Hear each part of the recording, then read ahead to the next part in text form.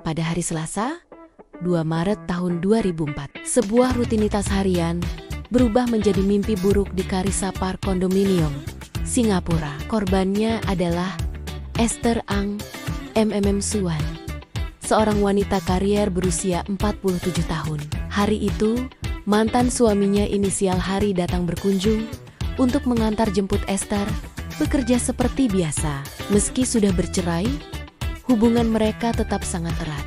Namun, kedatangan Hari sama sekali tak disambut. Saat ia melangkah ke kamar tidur utama, ia dihadapkan pada pemandangan mengerikan. Esther tewas terbaring di atas tempat tidurnya. Tim kepolisian dan forensik Singapura segera mendapati temuan krusial. Esther tewas akibat asfiksia gagal napas karena dicekik. Di sebelah jenazahnya terdapat seutas tali hitam putih yang menjadi saksi bisu kekerasan tersebut. Selain itu, sejumlah perhiasan dan uang tunai lenyap dari tempat penyimpanannya. Di tengah tempat kejadian perkara yang kacau, ada satu kejanggalan mutlak. 2. Pekerja rumah tangga PRT asal Indonesia yang memiliki akses ke apartemen itu menghilang tanpa jejak. Kasus ini pun seketika diklasifikasikan sebagai pembunuhan dan perampokan berdarah dingin. Siapakah dua sosok yang menghilang itu? Mereka adalah Juminem, gadis berusia 18 tahun, dan Siti Aminah. Siti memiliki latar belakang yang jauh lebih rentan. Ia lahir pada 5 April 1988, yang berarti usianya baru 15 tahun. Agar lolos bekerja ke Singapura, calo di Jawa Timur memalsukan paspornya sehingga ia tampak lebih tua. Juminem bekerja untuk Esther, sementara Siti bekerja untuk Hari mantan suami Esther. Karena Esther dan Hari sering menghabiskan waktu bersama, Juminem dan Siti pun menjadi sangat dekat. Di negeri orang, tanpa bisa berbahasa Inggris, Siti yang masih anak-anak memupuk ketergantungan ekstrem dan menganggap Juminem layaknya kakak kandung. Di balik dinding apartemen, mereka terperangkap dalam jerat perbudakan finansial yang dilegalkan oleh kontrak. Juminem, misalnya, dibebankan utang biaya penempatan sebesar $1,7 oleh pihak agen. Dalam persidangan, jaksa menyebut Juminem dan Siti pada 2 Maret tahun 2004 itu bertindak layaknya tim murderous tag team. Saat Esther berada di kamar, mereka bergantian menggunakan bantal untuk membekap wajah majikannya guna memutus jalan napas. Kekerasan itu meluas secara brutal. Mereka menggunakan botol wine sebagai senjata tumpul untuk memukul kepala dan perut korban. Laporan forensik bahkan menemukan 5 tulang rusuk Esther patah. Cedera fatal ini terjadi karena kedua gadis itu menindih keras dan melompat ke atas dada Esther untuk melumpuhkan perlawanan.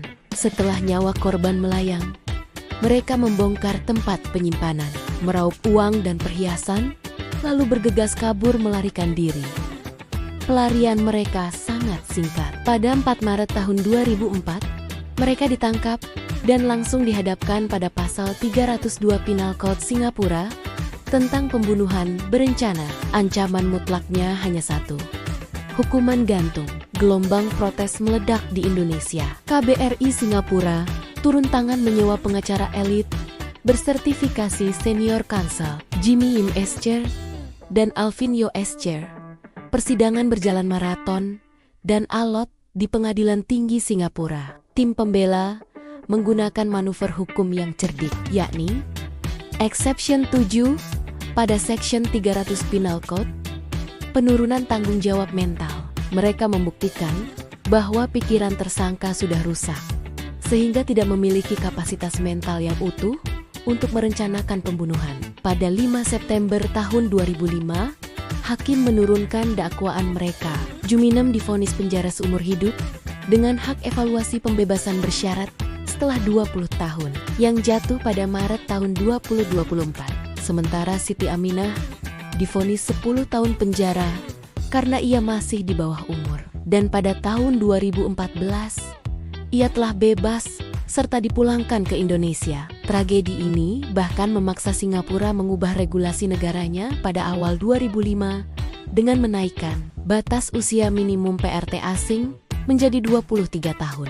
Publik mungkin bertanya, dorongan gila apa yang membuat dua gadis lugu ini tiba-tiba menjelma menjadi pembunuh brutal? Inilah fakta sesungguhnya yang membalikkan sudut pandang seluruh ruang sidang. Pembunuhan ini bukanlah perampokan berdarah dingin, melainkan ledakan dari bom waktu penyiksaan. Selama berbulan-bulan, Esther melakukan kekerasan fisik rutin memukul, menampar, dan mencaci maki. Esther juga merampas hak dasar mereka, mengisolasi mereka dari dunia luar, dan sering membuat Juminem kelaparan dengan hanya memberikan sisa makanan. Pemeriksaan medis menyimpulkan bahwa Juminem menderita major depressive disorder, depresi berat, akibat sindrom pekerja yang disiksa abuse domestic worker syndrome. Pada hari kejadian, tekanan itu mencapai ambang batas breaking point. Tindakan mencekik Esther adalah bentuk pertahanan diri psikologis yang meledak tak terkendali.